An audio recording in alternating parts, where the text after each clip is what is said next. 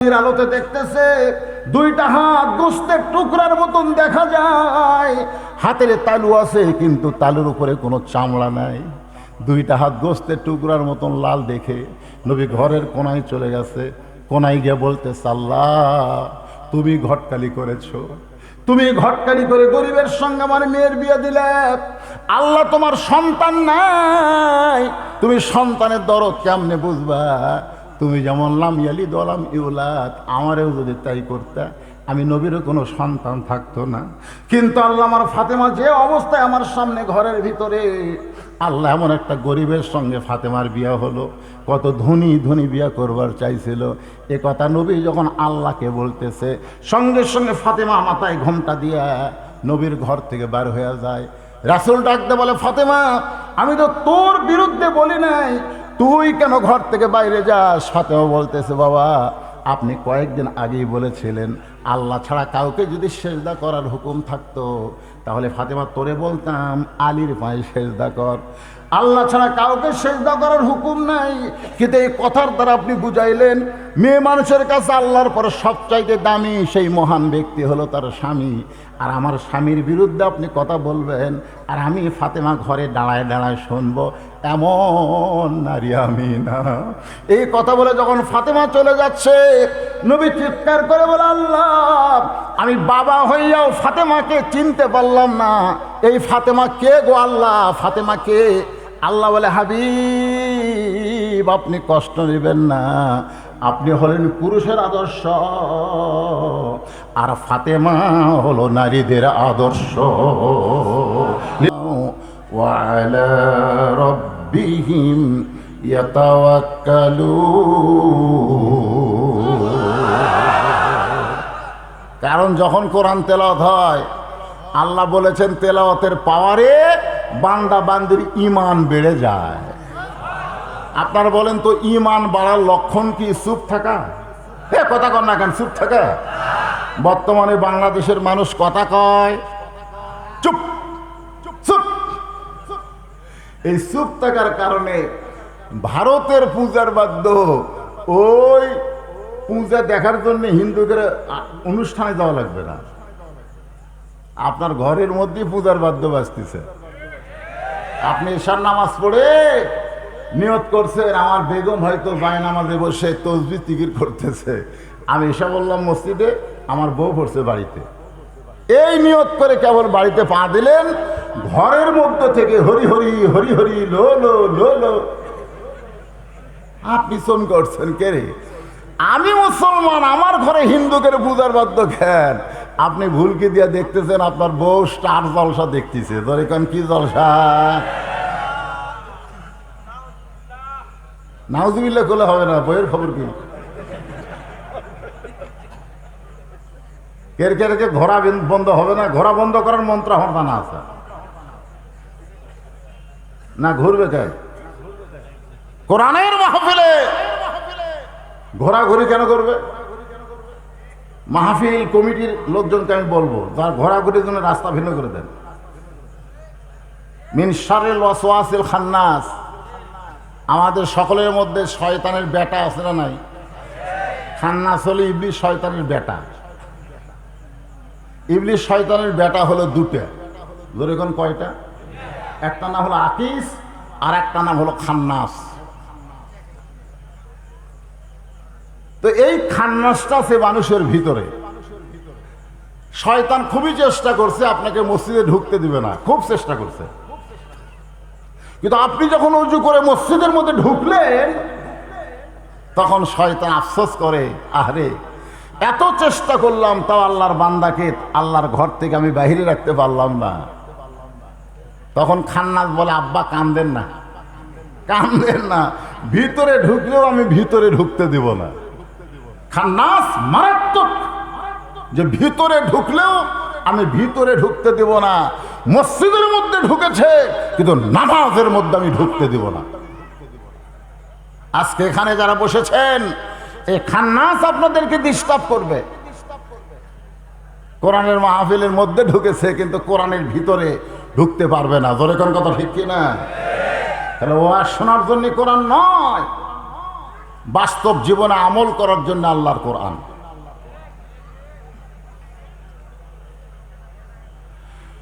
তো যে কথা বলতেছিলাম একটু মনোযোগ দেন।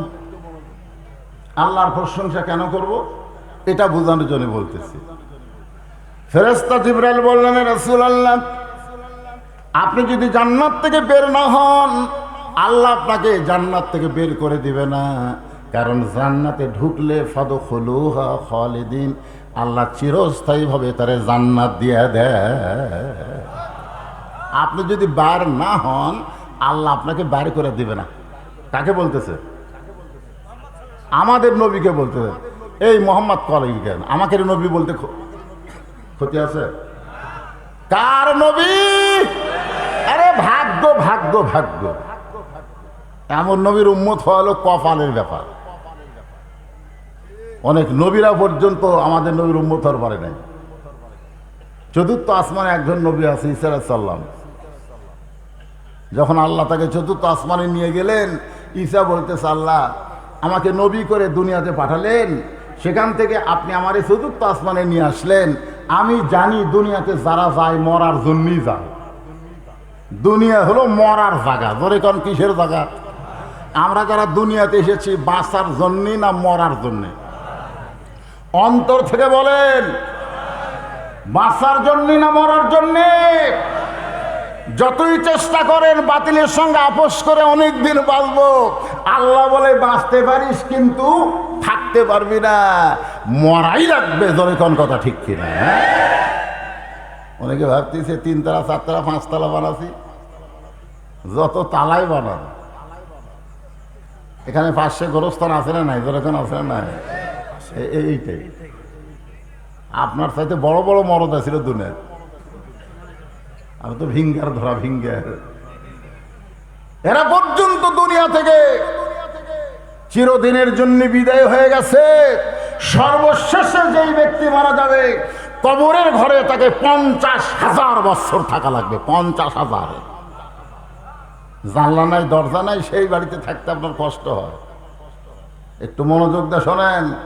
ঈসা বলতেছে, আল্লাহ দুনিয়াতে মানুষ যায় মরার জন্যে, আমার কি মৃত্যু হবে না? আল্লাহ বলে, ঈসা একমাত্র আমি আল্লাহ ছাড়া সবাই মারা যাবে, শুধুমাত্র একজন মারা যাবে না। তিনি কে? আরো জোরে। যে আজরাইল আমাদের জান কবজ করে, সে আজরাইলও মরবে। কারণ কুল্লু নাফসিন যায়িকাতুল মাউত, এই নফসের মধ্যে আজরাইলও আছে। আল্লাহ বলে, ঈসা তোমার মৃত্যু হবে। ঈসা বলতেছে, আল্লাহ এই চতুর্থ আসমানিকে আমার মৃত্যু হবে। আল্লাহ বলে, ঈসা আবার তোমাকে দুনিয়াতে প্রেরণ করা হবে। ঈসা বলতেছে, আল্লাহ কবে নবী করে প্রেরণ করবেন? আল্লাহ বলে, নবী নয়, বিশ্ব নবীর উম্মত করে তোমাকে প্রেরণ করা হবে। সঙ্গে সঙ্গে ঈসা নবী এক নিয়তে 4 রাকাত নামাজ আদায় করলেন। আল্লাহ বলে, ঈসা নামাজ পড়লা কেন? বলে, নবী হয়ে যেই শান্তি পাই নাই, খুশি হই নাই, বিশ্ব নবীর উম্মত হওয়ার কারণে শুকরিয়া তান 4 রাকাত নামাজ আপনাকে পড়ে দেখালাম। সুবহানাল্লাহ। আমাকে নবীর উম্মত হওয়ার কথা শুনে ঈসা নবী খুশি না বেজার? আর আমরা বিনা দরখাস্ত সেই নবীর উম্মত। ভাগ্যের ব্যাপার। তাই বাজান, খেলায় খেলায় সময় ফুরে দিয়েন না, একটু খেয়াল করে শোনেন। এই বছর হলো আপনার কষ্টের বছর। যে বছর আল্লাহ নবী মেরাজ করেছেন, এই বছরটা হলো নবীর জীবনের সবচাইতে কষ্টের বছর। ধরে কোন কিসের বছর? 1 নম্বর কষ্ট হলো চাচা আবু তালেব মারা গেছে। 1 নম্বর কষ্ট হলো চাচা আবু তালেব মারা গেছে। উনি কি বলবেন, হুজুর চাচা মরলে ভাস্তার কি হয়? চাচা মরলে ভাস্তা তো খুশি হয়, কারণ বাপের সাথে সবচাইতে বেশি গন্ডগোল যার হয় তার নাম কি? কথা কয় না কেন? 1 হাত জায়গার জন্যে আমার চাচা আমার বাপক মারছে, আমি সেদিন থেকে দোয়া করে, আল্লাহ আমার চাচার মৃত্যু দাও।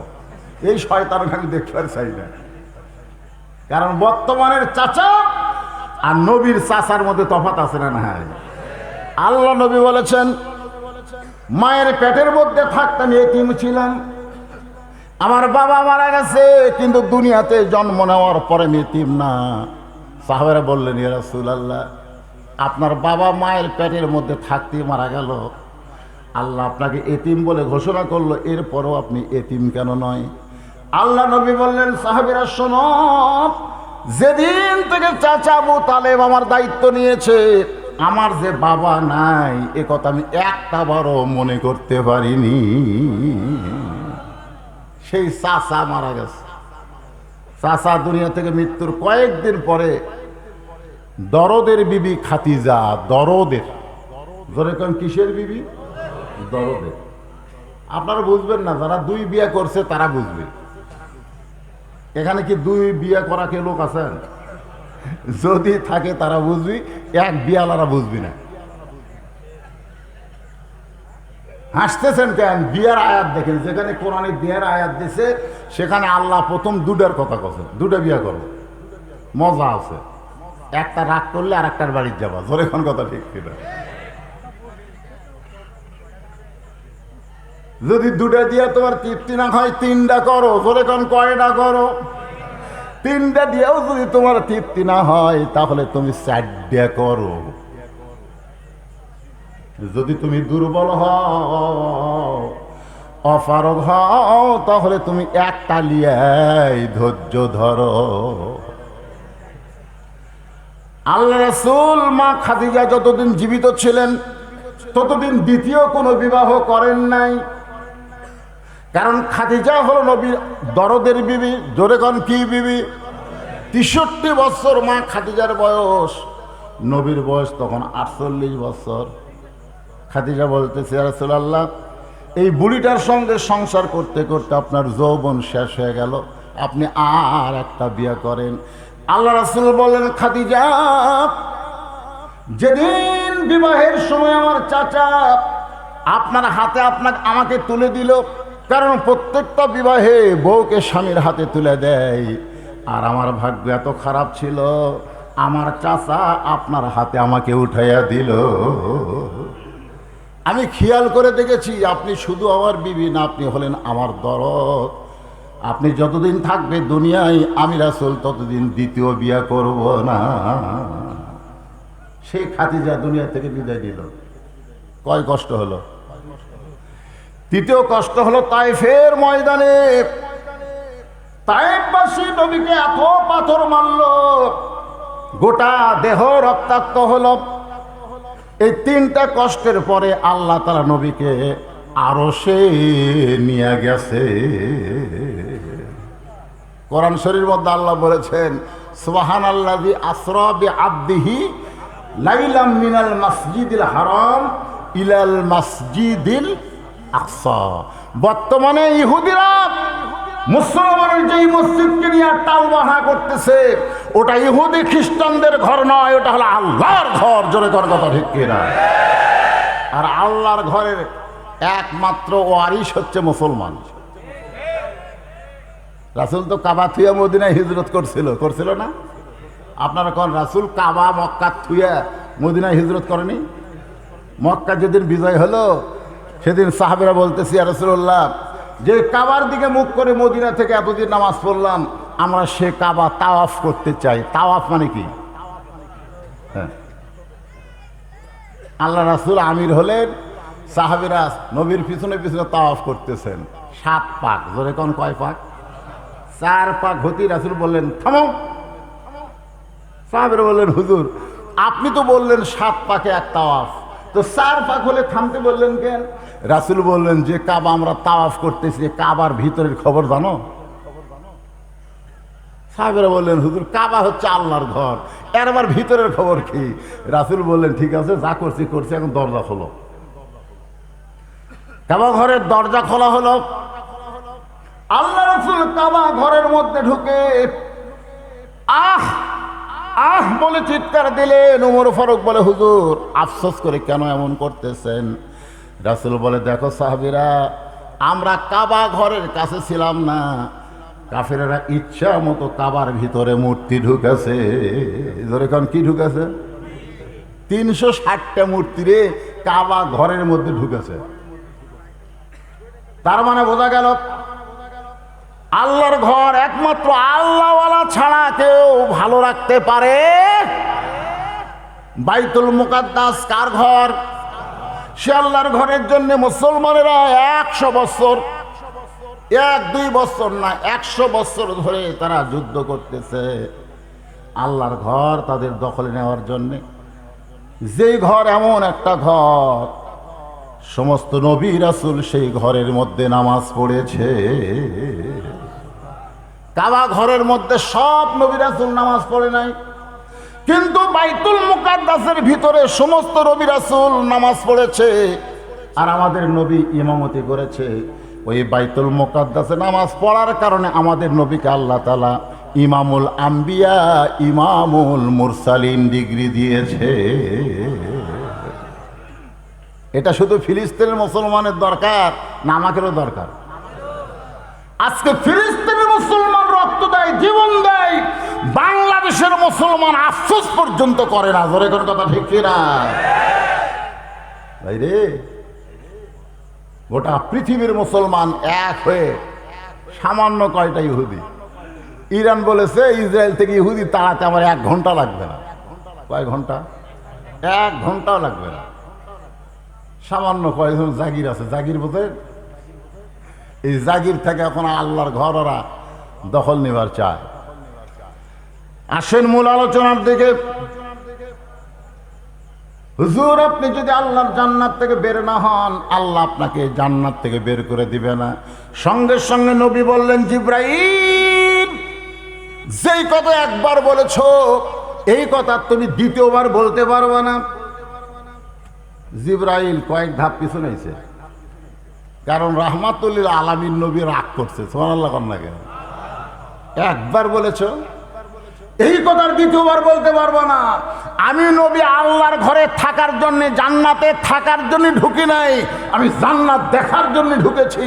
আমার উম্মতের জন্য আল্লাহ কেমন জান্নাত বানাইছে ওইটা দেখার জন্যে আমি নবী সেই দিন থাকার জন্য জান্নাতে ঢুকবো যেদিন আমার সমস্ত উম্মতেরা জান্নাতি হবে। যেই নবী জান্নাতে যায় আমাদের কথা বলে না, সেই নবী খালি নবী না, সেই নবী হলো আমাদের নেতা। ধরে কোন কি? আমার নেতা, তোমার নেতা। আর এখন তাদেরকে আমরা নেতা বলি, এরা সংসদে গেলি আর আমাদের কথা মনে রাখে না। ধরে কোন কথা ঠিক কি না? এই জন্য যাকে তাকে নেতা বলা যাবে না। মুসলমানের নেতা হলো একজন, তিনি হলেন সাইয়্যিদেনা মুহাম্মাদুর রাসূলুল্লাহ সাল্লাল্লাহু আলাইহি সাল্লাম। আল্লাহর প্রশংসা করার 3 নম্বর কারণ হলো, যেই কিতাব থেকে আপনার তাফসির শুনবেন, তাফসিরুল কোরআন মাহফিল নাম দিয়েছেন, একটু তাফসির শোনার দরকার আছে না নাই? দরকার আছে না নাই? তাফসির শোনার মন মেজাজ থাকা লাগবে পাগলারা। তাফসির তাফসির আমি যে আয়াতে কারিমা তেলাওয়াত করেছি সূরা বাকারা থেকে, ইয়া আইয়ুহাল্লাযীনা আমানুস্তাঈনু বিস-সাবরি ওয়াস-সালাহ ইন্নাল্লাহা মা'আস-সাবিরিন। এটা 1 নম্বর আয়াত। একটু মনোযোগ দিয়ে শুনবেন। আপনাদের এলাকার পরিবেশটাই ভালো বুঝতেছি না, ওটা বসা হয়ে গেল কি জন্যে? না কি কি জন্য উঠবেন? আল্লাহ তোমার কোরআনের মাহফিল থেকে, জান্নাতের টুকরোর ভিতর থেকে যারা উঠে যায়, এরা নিজে উঠতেছে না, শয়তান এদেরকে গলা ধাক্কা দিয়ে তুলতেছে। জোরে কোন কথা ঠিক কিনা? কি ঘন ঘন পেশাব লাগতেছে? পেশাব লাগে? এই কোরআন একটা ঔষধ, জানেন আপনারা? অনুনাজ্জিলু মিনাল কোরআনি মা হুয়া শিফাউ ওয়া রাহমাতুল লিল মুমিনিন। আল্লাহ কোরআনে বলে দিয়েছেন মুমিনদের যাবত রোগের ঔষধ হলো আল্লাহর কোরআন। জোরে কোন সুবহানাল্লাহ। বেয়াদবি করতেছে? করেন। এমন একটা কিতাব থেকে তাফসির হবে যে কিতাবের প্রথমেই আল্লাহ বলেছে জালিকাল কিতাব লা রাইবা ফিহ। এইটুকু বললেই যথেষ্ট হতো, কিন্তু আল্লাহ বলে দিলেন হুদাল লিল মুত্তাকিন। পাইকারি হারে সবাই কোরআন থেকে হেদায়েত পাবে না, কোরআনের হেদায়েত নিতে গেলে মুত্তাকি হওয়া লাগবে। জোরে কোন কথা ঠিক কিনা? হ্যাঁ, মুত্তাকি হতে পারে না। মুত্তাকির ডিসক্রিপশন কি, ব্যাখ্যা কি, মুত্তাকির গুণ কি? আল্লাহ বলেছেন মুত্তাকির এক নম্বর বৈশিষ্ট্য হলো আল্লাযীনা ইউমিনুনা বিল গায়ব, অদৃশ্যের প্রতি বিশ্বাস স্থাপন করা লাগবে। ফেরেশতা দেখি নাই, আল্লাহ দেখি নাই, জান্নাত দেখি নাই, এগুলোর প্রতি আমাদের বিশ্বাস আছে না নাই? যখন আছে না? হ্যাঁ, এটা হলো মুত্তাকির এক নম্বর বৈশিষ্ট্য। একটু মনোযোগ দিয়ে কথাগুলো শুনবেন। রে যুবকেরা, তোমরা মাগরিবের নামাজও পড়ে নাই, এশার নামাজও পড়ো নাই, কোরআনের মাহফিলে বসে আছো, আফসোস করো না। আজকের আলোচনা শোনার পরে ফজর থেকে তুমি যদি নামাজ ধরো, বাকি জীবনে যত নামাজ পড়ো নাই আল্লাহ সব গুনাহ মাফ করে দিবে। তাই বলবো বাবাজিরা, একটু মনোযোগ দিয়ে শোনা। আল্লাহ বললেন ইয়া আইয়ুহাল্লাযীনা আমানু, যারা আমাকে বিশ্বাস স্থাপন করেছো। সাহাবারা বললেন ইয়া রাসূলুল্লাহ, যারা আল্লাহকে বিশ্বাস স্থাপন করে তাদের কোয়ালিটি কি, তাদের গুণ কি? আল্লাহ রাসূল বললেন ইকরার বিল লিসান, জবানে বলা লাগবে আল্লাহ। জোরে কোন কি? তাসদিক বিল জানান, শুধু জবানে বললে হবে না, কলিজার মধ্যে জায়গা দেওয়া লাগবে। কলিজার মধ্যে যারা ইমানের জায়গা দিবে তাদের চরিত্র কেমন হবে? ছোট্ট একটা দৃষ্টান্ত দিয়ে আপনাদের বুঝাই। রোম সম্রাট কাইসার নাম শুনছেন? সেই সময় দুইটা পরাশক্তি ছিল, একটা হলো পারস্য আর একটা হলো রোম। রোমের যিনি সম্রাট ছিল তার নাম হলো কাইসার, আর পারস্যের সম্রাটের নাম হলো কিসরা।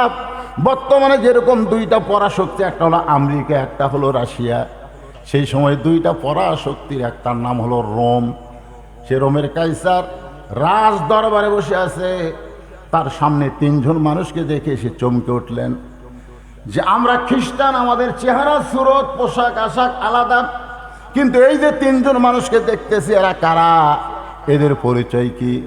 সৈন্যগুলো বলতেছে জাহাপনা, আমাদের রোম দেশের মধ্যে এরা ঘুরতেছিল, এদেরকে সন্দেহ হওয়ার কারণে আমরা ধরে নিয়ে আসলাম, আপনি এদের থেকে জিজ্ঞাসা করেন এরা কারা। রোম সম্রাট কাইসার বললেন রে তিনজন অচেনা মানুষ, তোমরা কারা, তোমাদের পরিচয় কি? সঙ্গে সঙ্গে তিনজন কোরআন থেকে তেলাওয়াত করলেন মিল্লাতা আবিকুম ইব্রাহিম ওয়া সাম্মাকুমুল মুসলিমিন। কি পরিচয় দিল? আমাদের পরিচয় হলো আমরা মুসলমান, আমাদের জাতির পিতার নাম হলো ইব্রাহিম, যিনি আমাদের নাম রেখেছে মুসলমান। রোম সম্রাট কাইসার বলে আমরা হিন্দু আর তোমরা মুসলমান। আমাদের হিন্দু রাজ্যে তোমরা তিনজন মুসলমান বন্দী হয়েছ। যদি তোমরা বাঁচতে চাও, যদি তোমরা বাঁচতে চাও, তাহলে এই মুহূর্তে তোমরা বলো আল্লাহ রাসূল মানি না। যদি তোমরা বাঁচতে চাও তাহলে এই মুহূর্তে বলো আল্লাহ রাসূল মানি না। তিনজন মুসলমান সমস্যারে বলতেছে দরকার হলে জীবন দিব, দরকার হলে জীবন দিব, কিন্তু এক মুহূর্তের জন্যে আল্লাহ রাসূল আমরা ছাড়ব না। তাসদিক বিল জানান, কলিজার মধ্যে যখন ঈমান ঢুকে যায় সেই লোকটার কাছে জীবনের চাইতে ঈমানের দাম অনেক বেশি। আজকে রাজশাহীর মানুষের কাছে আমি জানতে চাই, আপনাদের কাছে জীবনের দাম বেশি না ঈমানের দাম বেশি? বুঝাশোনা করবেন, পরীক্ষা হবে, কিন্তু পরীক্ষা হবে। আল্লাহ বলেছেন বিনা পরীক্ষায় ছেড়ে দেওয়া হবে না। লিয়াবলুয়াকুম আইয়ুকুম আহসানু আমালা, তোমাদের সুন্দর আমলের পরীক্ষা হবে, সেই পরীক্ষায় আমাদের পাশ করা লাগবে। ঈমান আর জীবন এই দুইটাকে খেয়াল করবেন। আমাদের কাছে জীবনের দাম বেশি না ঈমানের দাম বেশি? কাদের কাছে জীবনের চাইতে ঈমানের দাম বেশি? দুই হাত তুলে আমার আল্লাহকে দেখান। লিল্লাহি তাকবীর, হাত নামান। দরকার হলে ঈমানের প্রয়োজনে আমরা কি দিব, কিন্তু ঈমান কথা কয় না রে। আপনারা কি মনে করতেছেন ফিলিস্তিনে যে যুদ্ধ হয়েছে, শুরু হয়েছে, এই যুদ্ধ খালি ফিলিস্তিনের মধ্যে থাকবে? আমরা বাংলাদেশি হুজুর, আমাদের কোনো টেনশন নেই, টেনশন নেই। অল্প দিনের মধ্যেই এই পৃথিবীতে ইমাম মেহেদী আলাইহিস সালামের আবির্ভাব হবে, অল্প দিন, বেশি দিন আর নাই। আপনি মনে করেন না কাফেরদের হাতে, ইহুদির হাতে আল্লাহ তার ঘর ছাইড়া দিবে? জোরে কোন ঠিক না? মুসলমান একটু খেয়াল করবেন। রোম সম্রাট কাইসার রাগ করে বললেন, আমার মুখের সামনে এত বড় কথা, জীবন দেবে ইমান দেবে না, এই আগুনের চুলা জ্বালাও।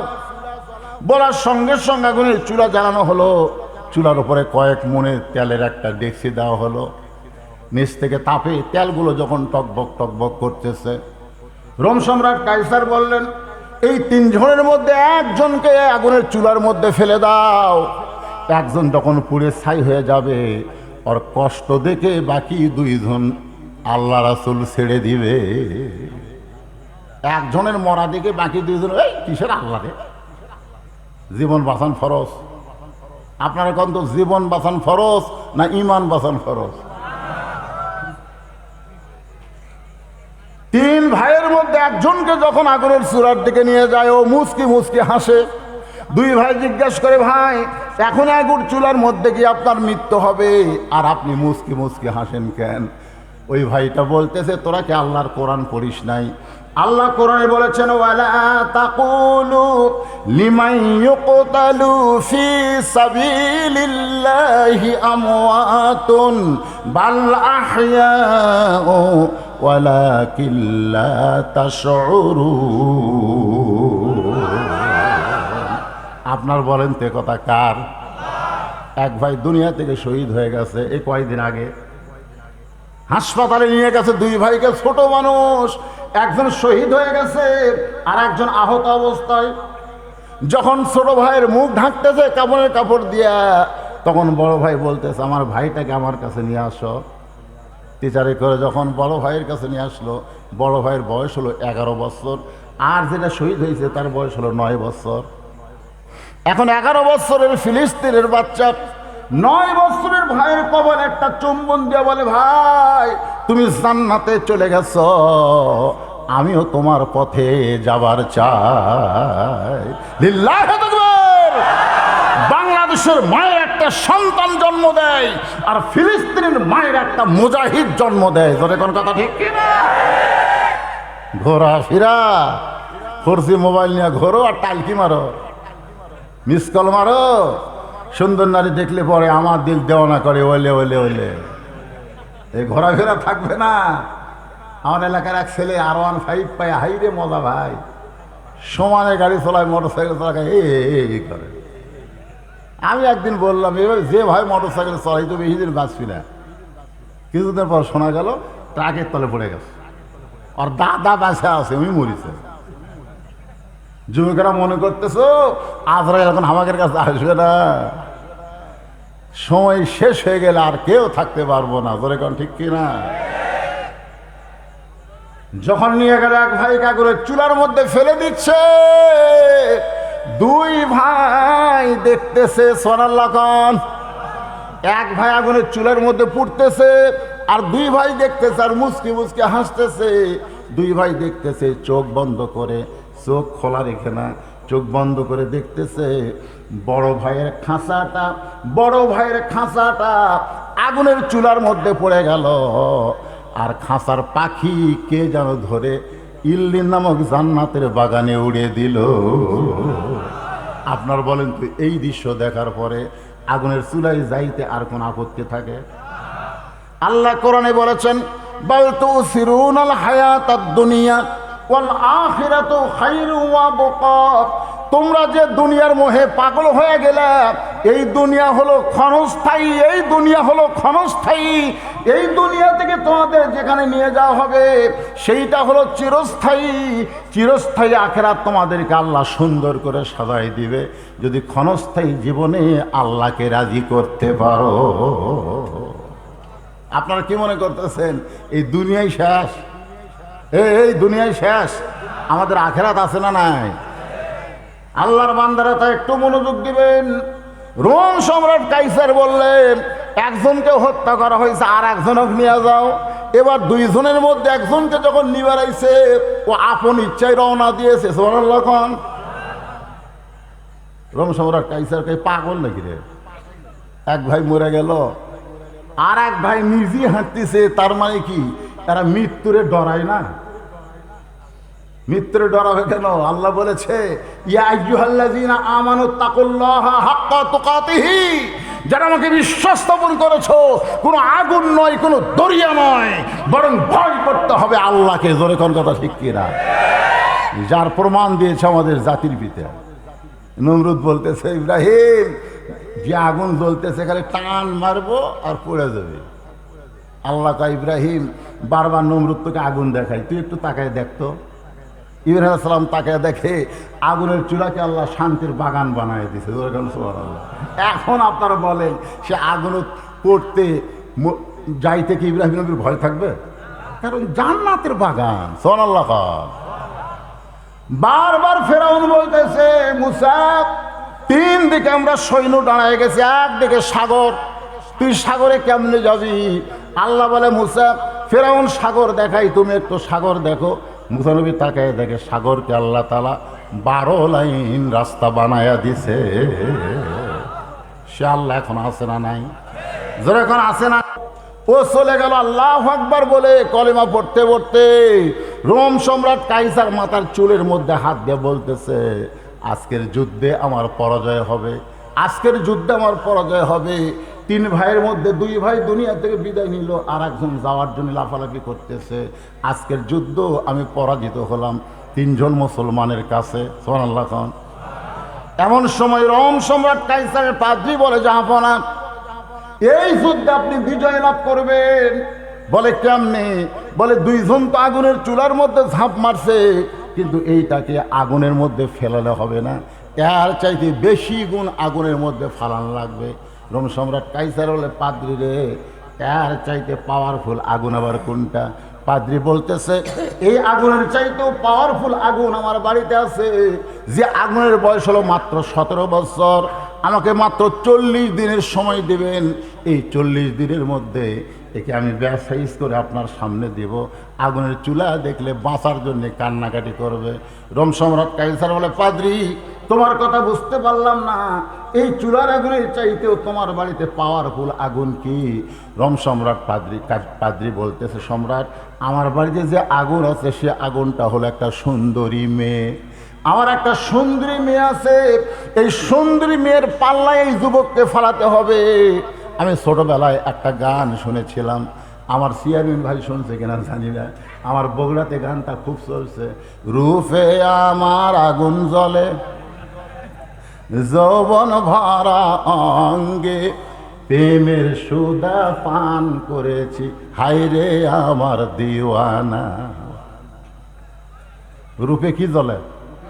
আগুন। দুনিয়ার আগুন দিয়ে আমাদের বাংলাদেশের যুবকদেরকে মারা হবে না, তাদের ঈমান নষ্ট করার জন্য বেপর্দা নারীকে রাস্তায় ছেড়ে দেওয়া হবে। জোরে কোন কথা ঠিক কি না? সুন্দর নারী দেখলে পরে আমার দিল দেওয়ানা করে, ওলে ওলে ওলে ওলে। কি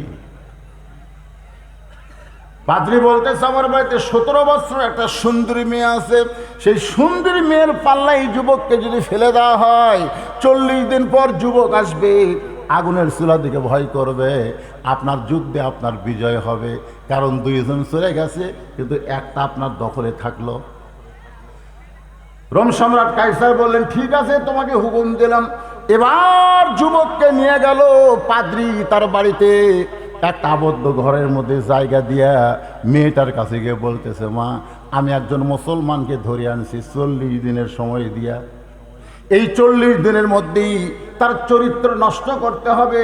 বাবা হইয়া মেয়েকে বলতেছে, মা, আমি একটা মুসলমান যুবককে ধরে আনছি, 40 দিনের মধ্যে তার চরিত্র নষ্ট করা লাগবে।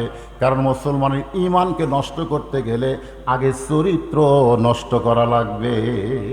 আর চরিত্র যদি নষ্ট করতে চান তাহলে তাদেরকে নাপাক করে দেওয়া লাগবে। না পাক ধরে কোন কি? আপনার বলেন তো, এই কোরআন শরীফ যদি কেউ ধরবার চায়, এই যুবকেরা, এই কোরআন শরীফ যদি কেউ ধরবার চায়, পাক না না পাক? একটা ছোট বাচ্চা হাফিজি মাদ্রাসাত পড়ে, ও যখন পেশাব করে, ওর পেশাব করে দেখলেও আনন্দ লাগে। পেশাব করে ঢিলা কুলুপ নাই, টয়লেট পেপার নাই, পানি নেয়। তারপরে যখন অজু করে জিজ্ঞাসা করা হয়, বাবা এরকম করে পেশাব করে অজু করিস কেন? হুজুর আপনি জানেন না আমরা কোরআন শরীফ পড়ি।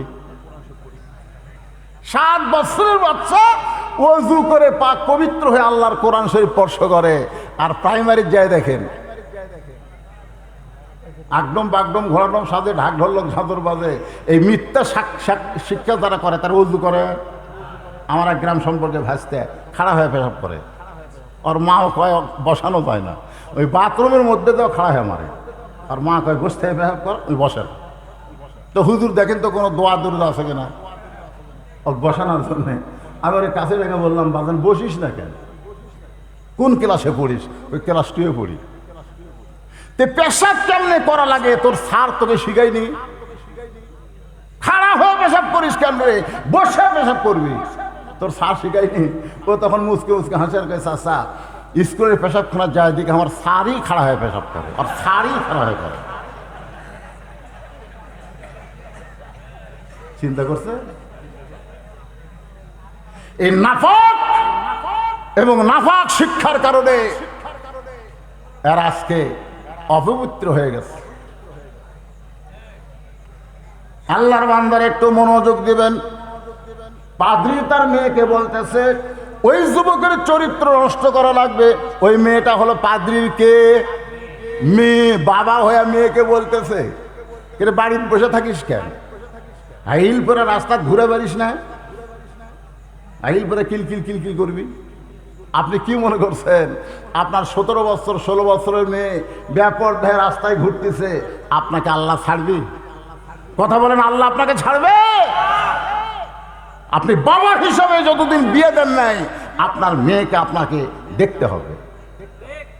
আপনার 26 বছরের ছেলে সারাদিন ঘুরতেছে, আর্জেন্টিনার খেলা দেখে রাত 3টা পর্যন্ত, আর ফজরের আজানের সময় ঘুমায়। আপনি বাবা হিসাবে সামনে কাতারে নামাজ পড়েন, আপনি মনে করতেছেন জান্নাতে যাব। জান্নাত আপনার মামার বাড়ি না। আল্লাহ কোরআনে বলেছেন, কু আনফুসাকুম পাহলিকুম নার।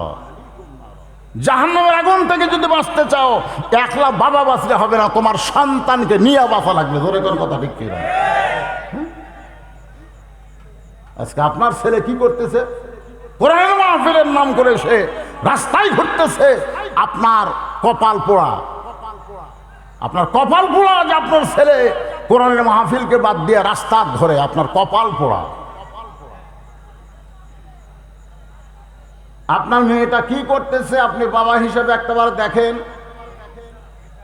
দেখেন 18 বছর আগে তো বাংলাদেশে মেয়েকে বিয়ে দিবার পারবেন না, কিন্তু আপনার মেয়েটা কি করতেছে আপনি দেখেন। আল্লাহর নবী দেখেছেন। আমার মা বোনদের জন্য বলতেছি, মা একটু ধৈর্য নিয়ে কথাগুলো শোনেন। 9 বছরের ফাতেমা হাতের মধ্যে চুরি দিয়া মুচকি মুচকি হাসে। মেয়েটার বয়স হলো মাত্র কয় বছর? ঘরের মধ্যে চুরি দিয়া মুচকি মুচকি হাসতেছে। নবী ঘরের মধ্যে ঢুকলেন না, নবী বারান্দায় চলে আসলেন। ফাতেমা চমকে গেল। যেই বাবা ঘরের মধ্যে ঢুকে আমাকে মা মা বলে আদর করে, সেই বাবা কেন ঘরে ঢুকলো না? বারান্দায় গিয়ে দেখে নবীর চোখ যা দর দর করে পানি পড়তেছে। ফাতেমা বললেন, বাবা কি দুঃখে আপনি কাঁদেন? আল্লাহ রাসূল বললেন, ফাতেমা যে দুনিয়াতে সাজবে, আল্লাহ তার আখিরাতের সাজ কমায়া দিবে। সঙ্গে সঙ্গে ফাতেমা হাতের চুরি খুলে মাটির ফেলা দিলেন। নবী দৌড়ে গিয়া চুরি 2টা কুড়া জামার পকেটের মধ্যে ঢুকাইলেন। ফাতেমা বলে, বাবা যেই চুরি হাতে দেওয়ার কারণে আপনি ঘরে ঢুকলেন না, সেই চুরি ফেলা দিলাম, আপনি কেন কুড়ে পকেটে ঢুকাইলেন? রাসূল বলে, ফাতেমা তুই যে চুরি 2টা ফাইলা দিছিস, এটা বড় রাগ করে ফেলে দিছিস। আমি চুরি পকেটের মধ্যে ঢুকানোর কারণ হলো, ফাতেমা শুধু চুরি নয়, একদিন তোর নাকে নাকফুল পরানো হবে, একদিন তোর গলায় মালা পরানো হবে, একদিন তোর কানে দুল পরানো হবে। ফাতেমা বলে, বাবা কবে কবে? আল্লাহ রাসূল বললেন, যেদিন তোমার বিবাহ হবে। ও ফাতেমা, মেয়েরা কেবলমাত্র এক ব্যক্তির জন্য সাজতে পারবে, সেই ব্যক্তি হলো তার স্বামী।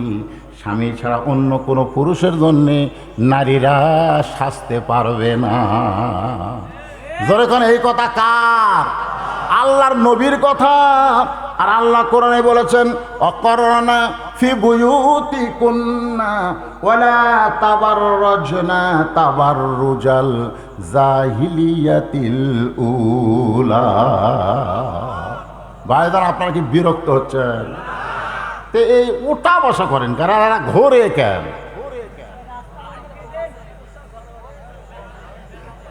না কি সমস্যা কি? তারিখ পরিবর্তন হলে আরো শোনেন না আপনারা? হ্যাঁ, কটা বছর?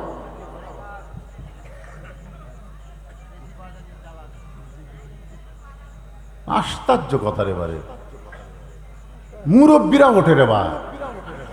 এই দেশে বসল রাজান 2007 সালে আমার ডায়াবেটিস ধরা পড়েছে। 2007 সালে, 2014 সালে ডাক্তার আমাকে কইল, হুজুর আপনি যেইভাবে ওয়াজ করতেছেন পেশাবকে আটকে ধরে। আপনি জানেন যখন ওয়াজ করেন তখন পেশাবের ঝুল নিচের দিকে নামে, 1 ঘন্টা পর পর আপনার পেশাব করা লাগবে। আমি বললাম 1 ঘন্টা পর পর পেশাব করলে তো জনগণ আমাকে দাওয়াত দিবি না, দরকার ওয়াজ বন্ধ করে দেন। এভাবে পেশাব আটকে ওয়াজ করলে কিডনি ড্যামেজ হয়ে যাবে, চোখ কানা হয়ে যাবে। আমি চিন্তা করলাম আসলেই তো তাই। ডাক্তারের কথার পরের দিন এসে যখন ওয়াজ শুরু করলাম 1-1 ঘন্টার পরে আমার পেশাবের বেগ উঠল।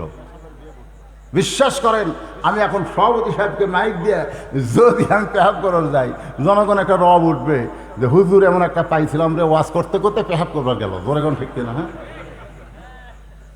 আমি পেশাবটাকে বন্ধ করে আল্লাহর কোরআন, এই যে আল্লাহর কোরআন বুকের সঙ্গে চাপা ধরে বললাম অনুনাজ্জিলু মিনাল কোরআনি মা হুয়া শিফাউ ওয়া রাহমাতুল লিল মুমিনিন। আল্লাহ তুমি বলেছো এ কোরআন মুমিনের যাবতীয় রোগের ঔষধ। আমার এই পেশাব লাগছে, আমি তাফসীর করতে করতে পেশাব করবার যাব না। এই কথা বলার পর 10 মিনিট আমার খুব কষ্ট হলো, তারপর আমার তলপাটা এমন ঠান্ডা হলো, এখন ঘন্টার পর ঘন্টা ওয়াজ করে আর পেশাব লাগে না। আপনারা কি কোরআন কি জাতা মনে করছেন? জাতা কিতাব যে কোরআনের ওয়াজ শুনবেন আর মাঝে মধ্যে পেশাব করবার যাবেন? কি হাজার হাজার লোকের দরকার নাই, যে কয়েকজন বসে আছেন মনোযোগ দিয়ে শোনেন। এখন পাদ্রী তার মেয়েটাকে কি বলতেছে, মা এমন একটা যুবক ধরে আনছে মুসলমানের সন্তান, সুবহানাল্লাহ কাম। ইহুদি খ্রিস্টানের সন্তান হলে 1 চোখের টিভি মারলেই যথেষ্ট। এখনকার ছেলেকে মেয়েরা একটা চোখ টিভি মারে, কি ন্যাংরা পর্যন্ত হাঁটতে শিখবে। প্রেমের কাহিনী, প্রেমের কাহিনী। তুমি যদি চাও আমি সাগর সেচবো, তুমি যদি চাও আমি পাহাড় ডাঙ্গাবো, চাপাত খালি জুতের বাড়ি। জোরে কোন কথা ঠিক না? তুই সাগর সেচবো, তুই পাহাড় ডাঙ্গাবি? প্রেমের কথা একটু মনোযোগ দিয়ে শোনেন। পাদ্রীর মেয়ে বলল, বাবা আপনি যখন বাদশার কাছে এইরকম কথা বলেছেন, আপনি কোনো চিন্তা করবেন না, 40 দিন লাগবে না, আমি 10 দিনের মধ্যে ওর ব্যাটারি ফিউজ করে দিব। পাদ্রীর মেয়ে অত্যন্ত খারাপ মেয়ে। পর পুরুষের সামনে যারা বেপরদা হয়ে যায়, আপনারা বলেন তো তারা ভালো না খারাপ? বেপরদা হয়ে যায়। আজকে যুবকেরা বলে, হুজুর আমাদের জন্য একটু ওয়াজ করবেন। আমার এক চাচা তো ভাই, ওর মা মাঝে মধ্যে বলে এখনো তো বিয়ে করেনি, কিন্তু মাঝে মধ্যে গোসল করে। মনে হয় এর পরি ধরছে, গ্রামের মেয়ে মানুষ পরি ধরছে, মাঝে মধ্যে গোসল করে। বাবা তুমি এত বড় বক্তা, আমার ব্যাটারি একটু তাবিজ কবজ দাও। আমি বললাম, চাচি তাবিজ কবজকে আমি বিশ্বাস করি না। ঠিক আছে আমি যাচ্ছি। পরদিন সকালবেলায় গিয়ে দেখি ও কানের মধ্যে হেডফোন দিয়া শুয়ে আছে। আমি যাওয়া মাত্র লাভ দেওয়া উঠলো। আমি কইলাম, কিরে পাগলা, তুই বলে মাঝে মধ্যে গোসল করিস, আজ থেকে শোন, যেদিন গোসল করবি সেদিন বাইরে চলে যাবি, তাহলে বাপ মা মনে করবে কোনো জায়গায় যাওয়ার দরকার আছে, এই জন্য গোসল করে চলে গেল। কিন্তু গোসল করবি আমার ঘরের মধ্যে শুয়ে থাকিস কেন? সঙ্গে সঙ্গে আমার চাচাতো ভাই আমার দিকে চোখ লাল করে বলতে, কি ওয়াজ করেন আপনি, কি ওয়াজ করেন? আমি বললাম, কিরে আমার ওয়াজের দোষ কোথায়? বলে আপনি কি ওয়াজ করেন? ভালো করে ওয়াজ করবেন। ভাইজান আমি দরজা জানলা বন্ধ করে ঘুমাই, কিন্তু দিনের বেলা যে কয়টা বেপর্দা মেয়েকে দেখি, তাদের মধ্যে কেউ যদি স্বপ্নে আমার ঘরের মধ্যে ঢোকে, আমার দোষ কি? আল্লাহর শপথ করে বলতেছি, আজ পর্যন্ত যত মেয়ের সাথে আমার স্বপ্ন দোষ আছে, একটাও পর্দা নিশি না, সব হলো বেপর্দা। বেপর্দা নারী যারা যুবক ধ্বংস করে, তারা জোরে কোন কথা ঠিক কিনা? বেপর্দা নারী। আজকে আমাদের যুবকের এরকম ব্যবসায়ী হলো কেন? এ হওয়ার পিছনে হলো নারীরা বলে, রাসূলুল্লাহ এতদিন জানতাম শুধু একজন পুরুষকে আল্লাহ জান্নাতের সার্টিফিকেট দিয়েছে, আজকে প্রথম শুনলাম 10 জন নারীকে আল্লাহ জান্নাতের সার্টিফিকেট দিয়েছে। আল্লাহ রাসূল বলে, খাদিজা পুরুষের মধ্যে 1 নম্বর হলো আবু বকর, আর নারীদের মধ্যে 1 নম্বর হলো খাদিজাতুল কুবরা। পুরুষের যে জান্নাতের 10টা সার্টিফিকেট পাচ্ছে, তার মধ্যে 1 নম্বর কে? আর নারীদের মধ্যে 1 নম্বর খাদিজাতুল কুবরা। মা খাদিজা এত খুশি হয়ে গেছে, চোখের পানি মুছে আনন্দ করতেছে। আল্লাহ রাসূল বলে, খাদিজা আপনি 1 নম্বর জান্নাতি হয়েছেন, কিন্তু আপনি জান্নাতি নারীদের নেত্রী হবার পারবেন না। আপনি 1 নম্বর জান্নাতি, কিন্তু জান্নাতি নারীদের নেত্রী হবার পারবেন না। খাদিজা চমকে বলে, ইয়া রাসূলুল্লাহ আমি 1 নম্বর জান্নাতি নারীদের মধ্যে, কিন্তু জান্নাতি নারীদের নেত্রী হবার পারবো না। তাহলে জান্নাতের নেত্রী হবে কোন মহিষী নারী, তার নাম কি? রাসূল বললেন, তার নাম হলো আপনার পেটের সন্তান ফাতেমাতুজ জোহরা। খাদিজা বলে, রাসূলুল্লাহ ফাতেমা জানে না, এখনই আপনি পরিবর্তন করেন, ফাতেমা জান্নাতের 1 নম্বর হবে, আর আমি হব জান্নাতি নারীদের নেত্রী। আল্লাহ রাসূল বলে, খাদিজা ফাতেমা আপনারই মেয়ে, অসুবিধা কি? পুরুষ মানুষ হলে কোনো সমস্যা নাই, কিন্তু নারী হলে অসুবিধা আছে না নাই? আমার বড় মেয়ে মাছের তরকারি পাক করে আমাকে খাবার দিছে, মেয়েটা খেলে আমার চারিধার ঘুরতেছে, আমি বুঝবার পারলাম কিন্তু শুনবি। আমি কইলাম, মা বাংলাদেশের বহু জায়গায় মাছের তরকারি খাইছি, মাকে তোর হাতের পাক মনে হয় মধুরে। যেই কইছি আর এক টুকরা তুলে দিছে, তুলে দিয়ে বলতেছে, আব্বু খান। তাকায় দিয়ে ঘর মা খালি টেপা মাছের মতন মুখ করে আছে। আমি বললাম, কে গো তোমার কি হলো? এখন থেকে মেয়ের বাড়ি পার হয়ে যান, আপনার মেয়েই খালি পারে, আমি পারি? আমি বলি, এরা কি জাত রে, মেয়ের প্রশংসা করলে মা বেজার হয়, এই জাতের নাম হলো নারী জাত। জোরে কোন কথা ঠিক কিনা? এক নারী থাকবে ক্ষমতায়, আর এক নারী থাকবে জেলখানায়। জোরে কোন কথা ঠিক কিনা? এর খেয়ে এত হিংসা ভাই। খালি বইয়ের কাছে একদিন কত কত করে গল্প করবেন, আল্লাহ যদি আমাকে জান্নাত দেয়, জান্নাতে হুর পামো, খালি কথা কইয়া দেখেন। পুরুষকে আল্লাহ জান্নাতে হুর দিবি না, এখন দিবি কি দিবি না, খালি বলে দেখেন। আমি একবার কইয়া কি বিপদ, আল্লাহ আমাকে জান্নাতে হুর দিবি। বউ বলতে, হুর কি গো? আমি বললাম, হুর হলো তোমার চাইতে সুন্দরী। যেই কছি তোমার চাইতে সুন্দরী, সাথে সাথেই বালুস হাতের মধ্যে লিয়া চলে যাচ্ছে। কোথায় যাও? বলে, হুর লিয়া থাকো, আমার কি দরকার? হুর লিয়া থাকো, আমার কি দরকার? তোমাকে ভাত আনতে কে দেয়? কারেন্ট গেলে তোমাকে বাতাস কে করে? হুর করে। মেয়ের এত হিংসুক, বেহেশতের হুরকে ওরা হিংসা করে। বলে কোন কথা ঠিক কিনা? আল্লাহ রাসূল বলে, খাদিজা আমি হলাম বন্টনকারী, দেওয়ার মালিক হচ্ছে আমার আল্লাহ। তুই যে 1 নম্বর জান্নাতি, এটাও আল্লাহ দিয়েছে। ফাতেমা যে জান্নাতি নারীদের নেত্রী, এটাও আল্লাহর ঘোষণা। এখানে আমার করার কিছু নাই, আমি হলাম বন্টনকারী। ধরে কোন কি কারি? বন্টন বোঝেন না? যাই বাকিয়া দেয়, তাকে বলা হয় বগুড়ার ভাষায় বন্টনকারী। কিন্তু দেওয়ার মালিক তো আমি না, দেওয়ার মালিক কে? সঙ্গে সঙ্গে খাদিজা বললেন, রাসূলুল্লাহ কোন আমলের কারণে আমাকে বাদ দিয়ে আমার খাদিজা, আমার ফাতেমাকে আল্লাহ জান্নাতি নারীদের নেত্রী বানালো? কারণ সর্বপ্রথম আমি ঈমান গ্রহণ করেছি, আমার যত সম্পদ ছিল আমি সব আল্লাহ রাস্তায় দান করেছি। এরপর আল্লাহ আমারে বাদ দিয়ে আমার ফাতেমার মধ্যে এমন কি যোগ্যতা, যেই যোগ্যতার কারণে আল্লাহ তাকে জান্নাতি নারীদের নেত্রী বানালো? রাসূল বলেন, খাদিজা কোন আমলের কারণে আল্লাহ ফাতেমাকে জান্নাতি নারীদের নেত্রী বানালো? আমি আপনাকে 2টা প্রশ্ন করব, আপনি খালি উত্তর দিবেন।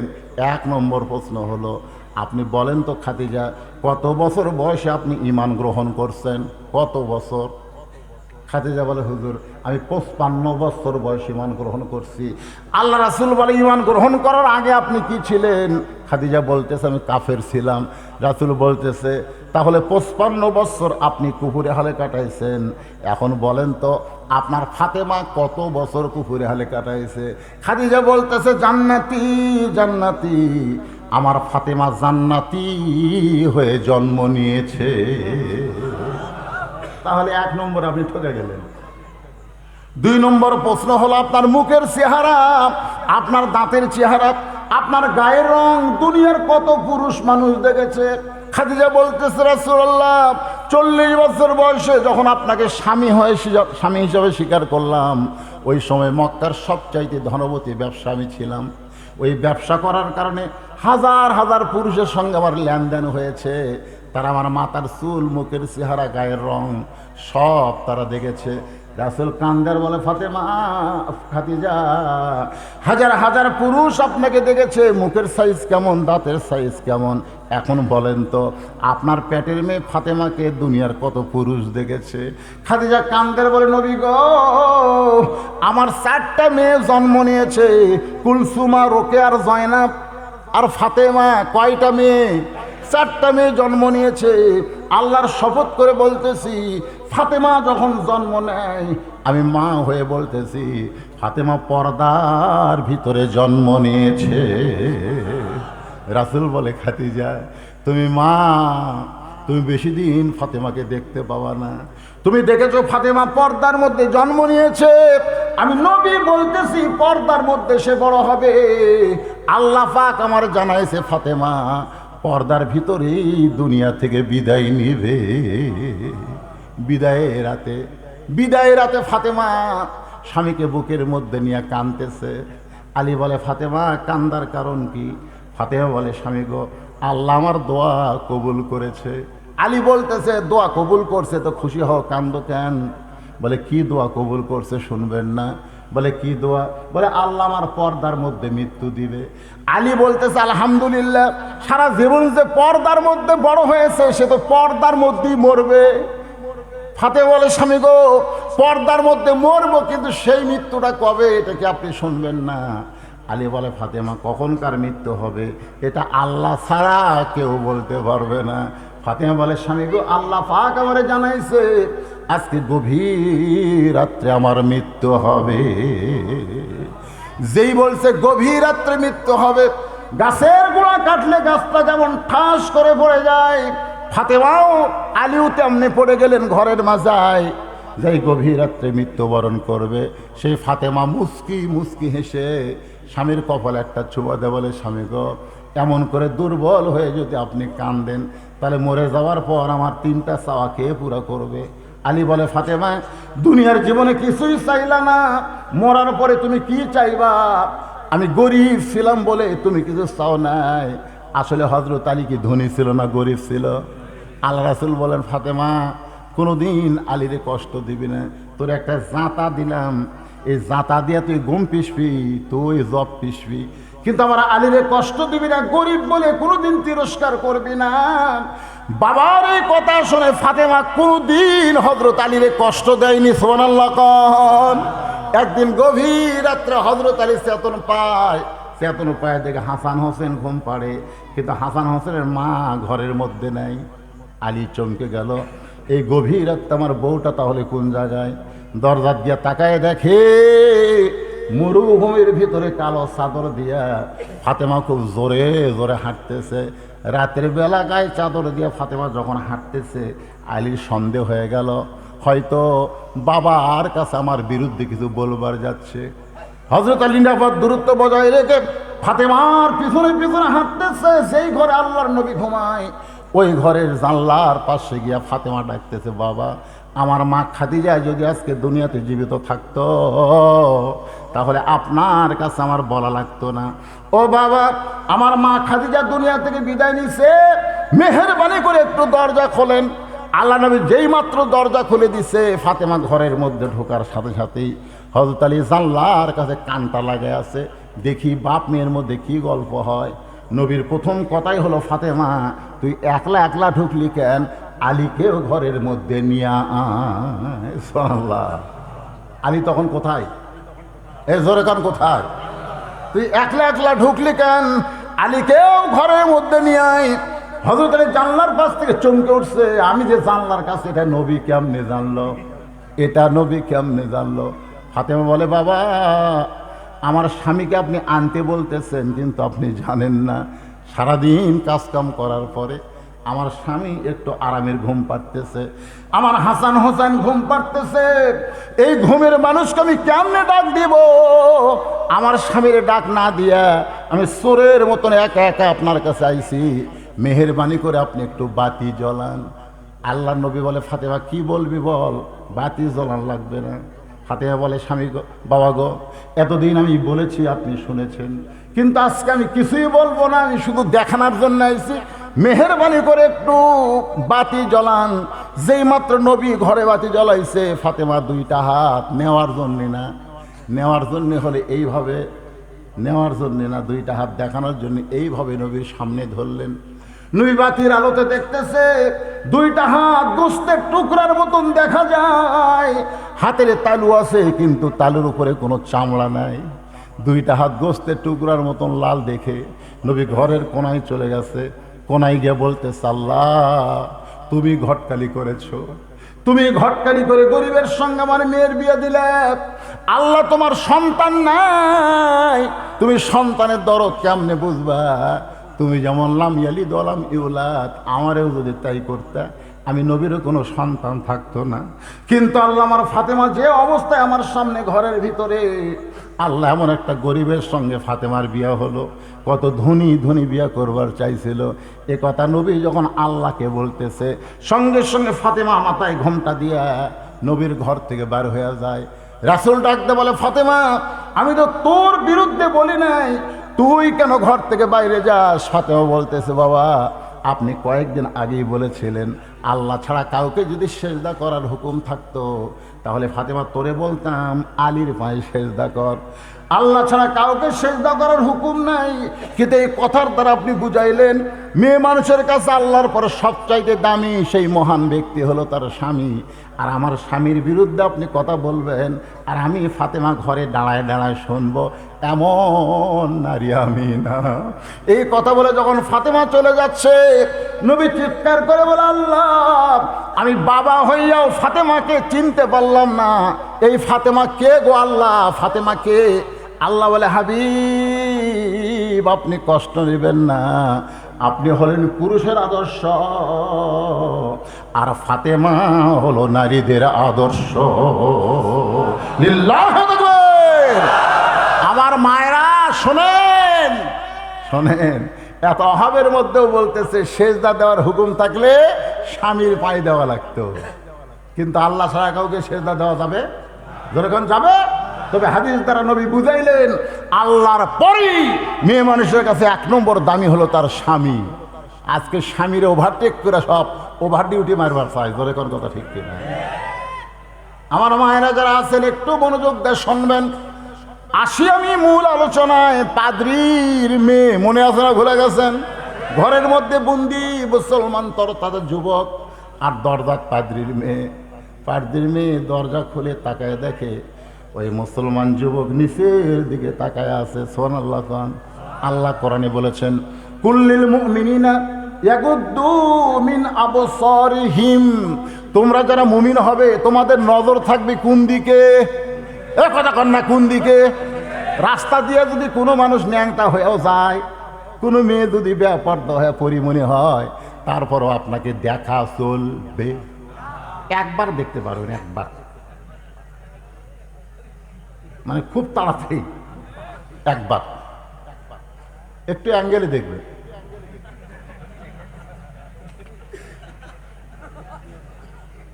আর আপনারা কি কন? পড়ে না চোখের পলক, কি তোমার রূপের ঝলক, দোহাই লাগে। আছে না নাই? আরে যুবক, হ্যাঁ যুবক, ঘরের মধ্যে পাদ্রীর মেয়ে ঢুকেছে সাইদা গুইদা পরিমণি হইয়া, তাকায় দেখে যুবক নিচের দিকে তাকায় আছে। পাদ্রী মেয়ে চিৎকার করে বলে, রে যুবক, একবার তাকাও, আমার মতন সুন্দরী এই দুনিয়াতে আর কেউ নেই। আমার বাবা ইচ্ছা করে তোমাকে ঘরের মধ্যে পাঠায়, তোমার ঘরের মধ্যে পাঠায় দিয়েছে। তোমার মন যা চায় তুমি তাই করতে পারো।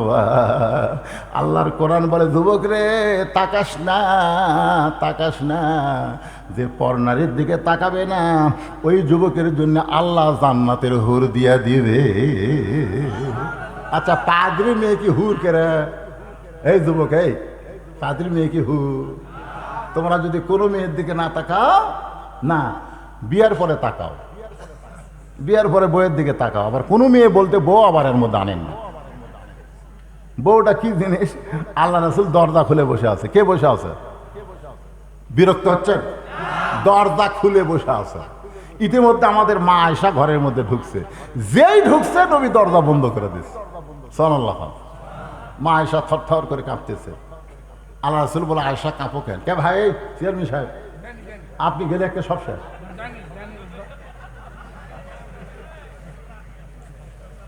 আমাকে বাবা করে কয়, মানে ওনার বাবার নাম আমার নাম হতে। আমি নিয়ত করছি মার্চে একটা তারিখ আমার বাবাকে দিতে। মার্চে ইনশাআল্লাহ। খুব ব্যস্ত ছিল আপনার প্রোগ্রাম নেওয়াতে। যে কয়টা আছে এই কয়টার বিরক্ত হবি না। তো এখন নবী দরজা বন্ধ করে দিছে। কে গেছে ঘরের মধ্যে? এই কে গেছে? আমাকে মাও রে, উম্মাহাতুল মুমিনিন আয়েশা। নবী যেই দরজা বন্ধ করছে, মা আয়েশা থরথর করে কাঁপতেছে। আল্লাহ নবী বলে, আয়েশা কাঁপো কেন? বলে, আপনার জুতার পরশে আল্লাহর আরশ ধন্য হয়ে গেছে।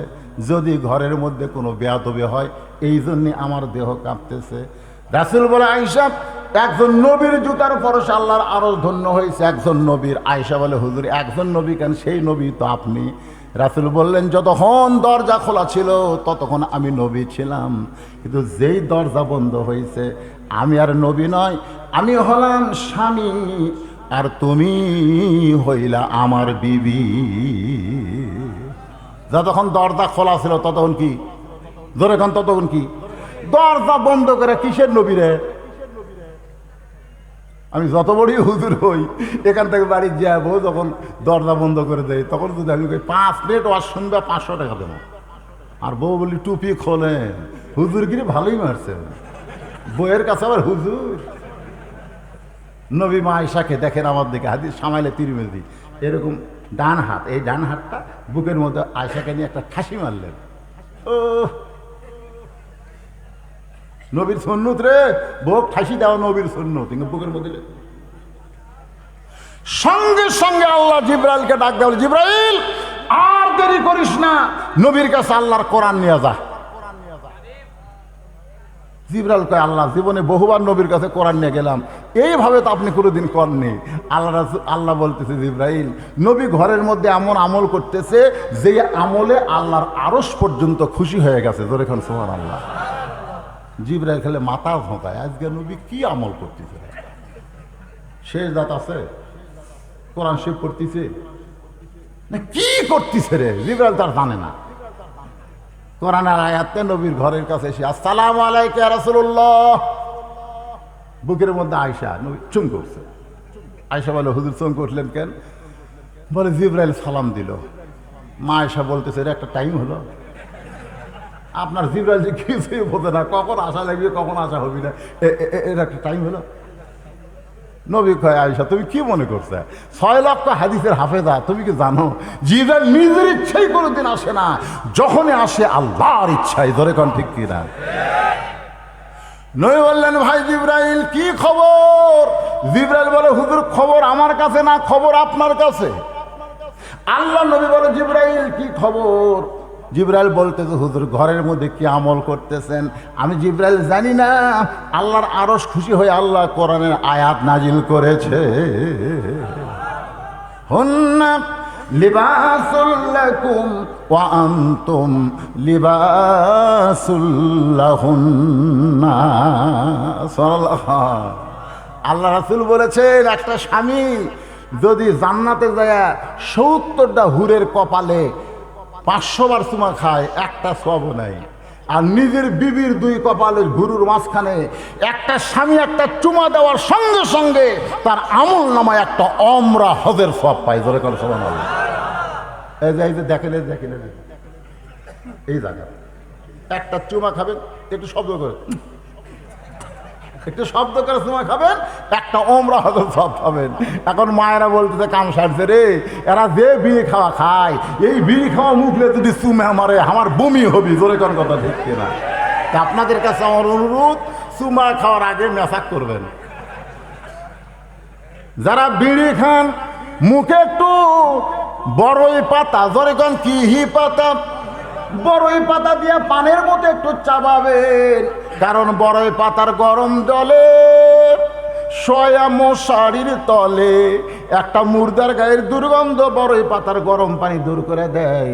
আপনার মুখে বিড়ি সিগারেটের দুর্গন্ধ বড় পাতা দূর করে দিবে। এখন খান, যারা খাচ্ছেন তারা তার ছাড়বার পারতেছেন না। কি কন ছাড়া যাবি? তোর এখন ছাড়া যাবে? যাবে না ভাই।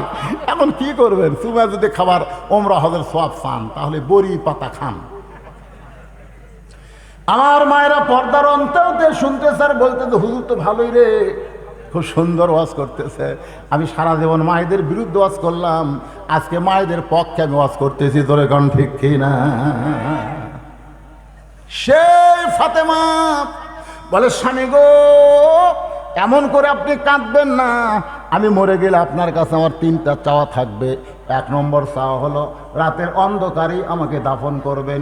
দিনের আলোতে যদি আমাকে দাফন করেন আমার পর্দার খেলাপ হবে, রাতের অন্ধকার আমাকে দাফন করবেন।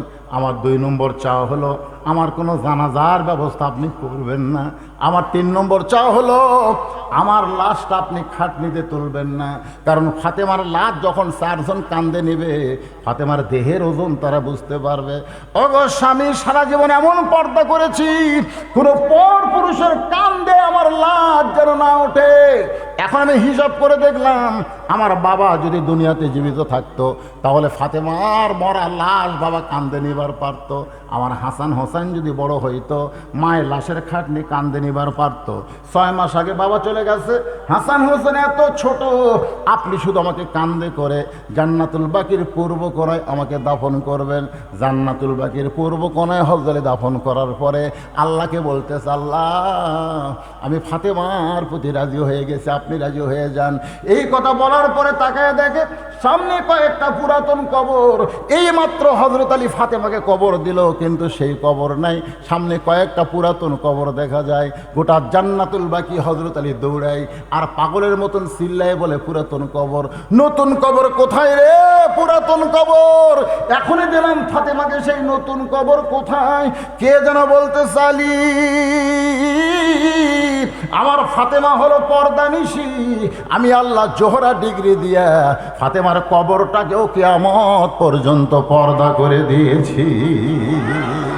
আমার মায়েরা, সেই ফাতেমার সঙ্গে যদি জান্নাতে যাবার চান, আল্লাহর হুকুম, ফরজ হুকুম, আপনারা পর্দা পালন করবেন। আজকে বাংলাদেশের মেয়েরাও পর্দা করে। আমার বগুড়াতে দেখছি দাদির গায়ে বোরকা, লাতনির গাওত নাই। দাদি বোরকা গাওত দিছে, যে দাদির দিকে দাদাই তাকায় না। এখনকার আপনার বুড়ি মানুষ 50-60 বছরের মেয়ের দিকে পুরুষ মানুষ তাকায়। কথা কন না ভাইরে, কথা কন, তাকায়। 50 বছর আমের গাছের গোড়াতে একজন বেড়া দিচ্ছে। একজন বলে, কে ভাই গাছের বয়স কত? 50 বছর। তার গোড়া বেড়া কেন? গরু ছাগল যদি খায়। আরে পাগলা, গরু ছাগল তোর গাছের দিকে ঘৃণা করো, তাকাবি না। বেড়া যদি দিবার চাস, ওই লকা পাতা বাড়াছে ওই গাছের গোড়ার দিয়ে।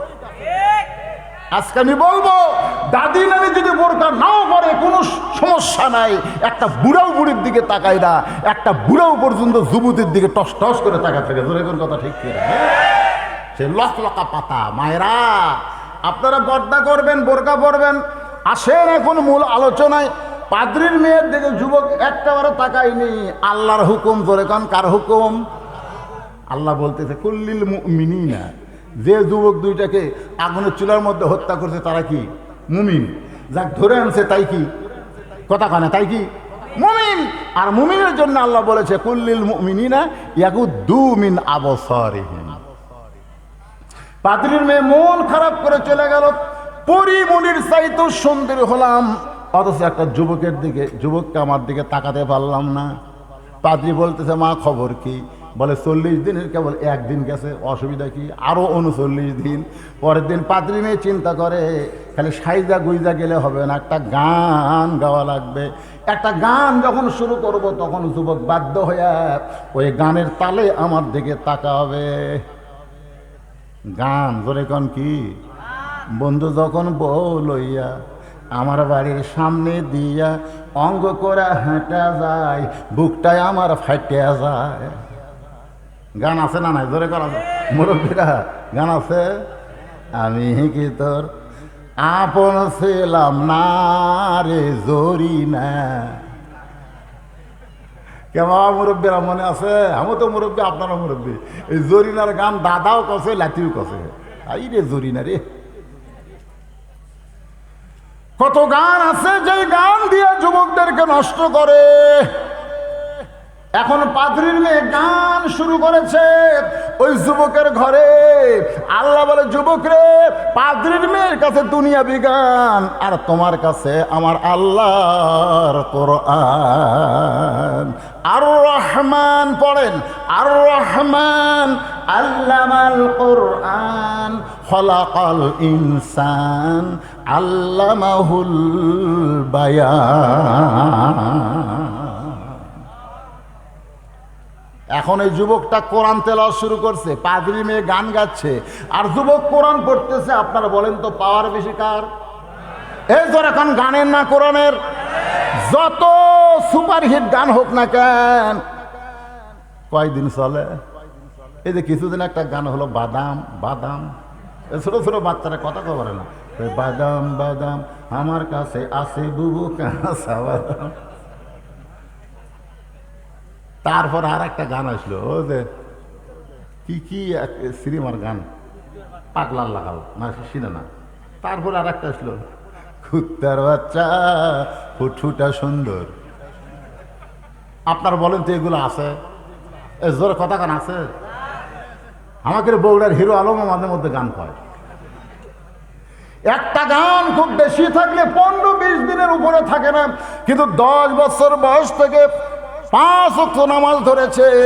এখন লোকটা 60 বছর বয়স হয়ে গেছে, এই 50 বছর ধরে প্রতি রাকাতে সূরা ফাতিহা পড়তেছে। বলেন তো লোকটাকে এত বছর এত রাকাতে সূরা ফাতিহা পড়তেছ, এই ফাতিহা কোনোদিন তোমাকে বিরক্ত লাগছে? যখন বিরক্ত লাগবে। কোরআনের এমন একটা দান, কিয়ামত পর্যন্ত যদি পড়েন তারপরেও তার আকর্ষণ আপনার অন্তর থেকে কমবে না। যখন ঠিক কিনা ভাই? মাদ্রাসার 6 জন ছাত্র মাথায় পাগড়ি দিছে, কিন্তু একটা ছেলে কোরআন তেলাওয়াত করলো। আপনাকে কেমন লাগছে? যখন কেমন লাগছে? বাংলাদেশের কারি আসাদ যখন কোরআন পড়ে, পিন পতন শব্দ হয় না, মানুষগুলো নীরব হয়ে তার কোরআন তেলাওয়াত শোনে। এত সুন্দর আকর্ষণ আল্লাহ আমার কোরআনের মধ্যে দান করেছে।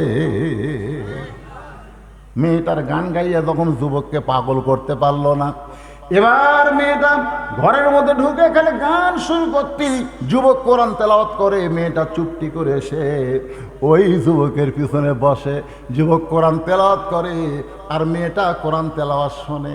শুনতে শুনতে 30 দিন হয়ে গেছে। জোরে কোন কয়দিন? আর হাতে আছে কয়দিন? 40 দিনের মধ্যে 30 দিন হয়ে গেল। পাদ্রী বলে, মা 40 দিনের সময় নিয়ে চলে আইছে মা, 30টা দিন চলে গেল, এখন পর্যন্ত যুবককে তুই বিয়া সাইজ করতে পারলি না। মেয়েটা চোখের পানি বের করে মনে মনে কয়, বাবা ওই যুবককে আমি বিয়া সাইজ করতে পারি না, বরং যুবক আমাকে সাইজ করেছে। কিন্তু বলতেছে না তো এখনো কয়দিন? জোরে বলেন কয়দিন? মেয়েটা পিছন থেকে বলতেছে, যুবক ও যুবক, তোমাকে নষ্ট করার জন্যে রোম সম্রাট কাইসারের কাছে আমার বাবা ওয়াদাবদ্ধ হয়েছে, 40 দিনের মধ্যেই তোমাকে চরিত্রহীন করতে হবে। কিন্তু যুবক রে, তোমার কাছে এমন একটা পাওয়ার আছে, যে পাওয়ারের আলোতে আমি পাদ্রীর মেয়ে পাগলি হয়ে তোমার তেলাওয়াত শুনে মগ্ন হয়ে গেলাম। রে যুবক, যুবক রে, আমার দিকে তাকাতে হবে না, বরং যে তোমাকে পাগল করলো সে আল্লাহকে স্বীকার করার কলেমা তুমি আমারে পড়ায় দাও।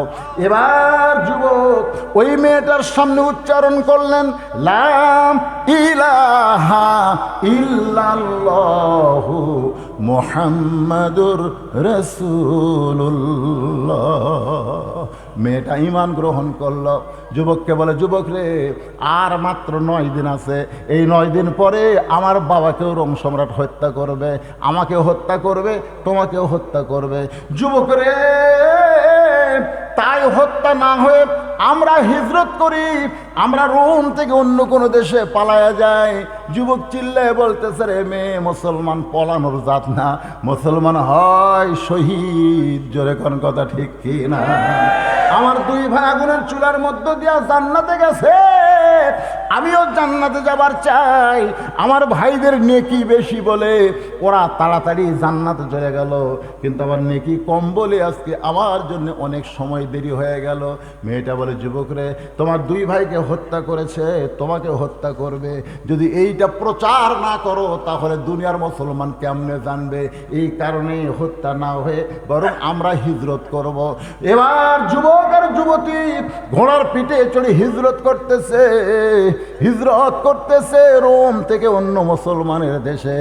এমন সময় পিছন দিক থেকে 2 ভাই মা আহাদান ইয়াদখুলুল জান্নাতা ইহুব্বি আইয়ারজি ইলাদ দুনিয়া ওয়ালা হুম আলাল আরদি মিন শাইইন ইল্লা শাহীদুন ইয়াতামান্না আইয়ারজি ইলাদ দুনিয়া ফায়ুক্তাল আশারা মাররাতান। জোরে গান সুবহানাল্লাহ। লিমা ইয়ারা মিনাল কারামাতি রাওয়াহুল বুখারী কিতাবুল মাগাজি। ওই 2 ভাই, যে 2 ভাইকে আগুনের চুলার মধ্যে হত্যা করা হয়েছে, ওই 2 ভাই পিছন দিক থেকে ঘোড়ার পিঠে চলে আসতেছে আর ডাকতেছে, আব্দুল্লাহ রে। যুবকের নাম হলো আব্দুল্লাহ। আব্দুল্লাহ, কোথায় যাস? একটু থাম। যুবক চিন্তা করে, যে 2 ভাইকে আগুনের চুলার মধ্যে হত্যা করলো এদেরই তো কণ্ঠ শোনা যায়। তাকায় দেখে ওই 2 ভাই জান্নাতি ঘোড়ার পিঠে চড়ে বসে আছে। রে আব্দুল্লাহ, একটা অপরিচিত মুসলমান হয়ে গেছে, তাকে নিয়ে তুই কোথায় যাবি? আল্লাহ আমাদেরকে জান্নাত থেকে পাঠিয়ে দিছে। বলতেছে, ভাই তোমাদের 2 জনের কাছে জান্নাত কেমন লাগতেছে? যে আব্দুল্লাহ সে 2 জনকে বলতেছে, তোমরা যে 2 জন জান্নাতে গেলে, এই জান্নাত তোমাদের কেমন লাগতেছে? 2 ভাই বলতেছে, আল্লাহ আমাদেরকে বলে জান্নাতে থাকো, কিন্তু আমরা বলি আল্লাহ আমরা দুনিয়াতে যাবার চাই, দুনিয়াতে যাবার চাই। আল্লাহ বলে, জান্নাতকে তোমাদের ভালো লাগে না? আমরা বলি আল্লাহ লিমা ইয়ারা মিনাল কারামাতি, আমরা ওই শহীদ হওয়ার সময়, আগুনে পুড়ার সময় যে মজা পাইছি, জান্নাতের মধ্যে সেই মজা নাই। আজকে বাতিলের বিরুদ্ধে লড়াই করতে গিয়া শাহাদাতের পিয়ালা যদি আমরা পান করতে পারি, পিয়ালা পান করার সময় যেই মজা আজকে ফিলিস্তিন পাচ্ছে, এই মজা কিন্তু জান্নাতের মধ্যে নাই। তাই সকলেই আমরা বলবো, অন্যায়ের সঙ্গে আপোষ না, বরং বাতিলের বিরুদ্ধে লড়াই করার মন মানসিকতা তৈরি করা লাগবে। ধরে বলেন ঠিক কিনা? কারা কারা রাজি? 2 হাত তুলে আমার আল্লাহকে দেখান। লিল্লাহি তাকবীর। আল্লাহ আল্লাহ তুমি কবুল করো আল্লাহ। ধরে কোন আমিন। আমরা 2 ভাই আইছি তোরে বিয়ে পড়াই দিতে, এই মেয়েটারে নিয়ে তুই এভাবে থাকা তো জায়েজ নাই। জান্নাত থেকে এসে মা হাদান ইয়াদখুলুল জান্নাতা। সুবহানাল্লাহ। আপনারা কি মনে করতেছেন? কি মনে করতেছেন? আল্লাহ রাস্তায় যারা জীবন দিচ্ছে, ওয়ালা তাকুলু লিমান ইউকতালু ফি সাবিলিল্লাহি আমওয়াত বাল আহইয়া। আল্লাহ রাস্তায় যারা জীবন দেয় তাদেরকে তোমরা মৃত্যু বলো না, আমি আল্লাহ বলতেছি তারা জীবিত। এ কথা আমার না আল্লাহ। আমি আয়াতটা নিয়ে আপনাদের সামনে আলোচনা করতেছি, সামান্য কিছু আলোচনা।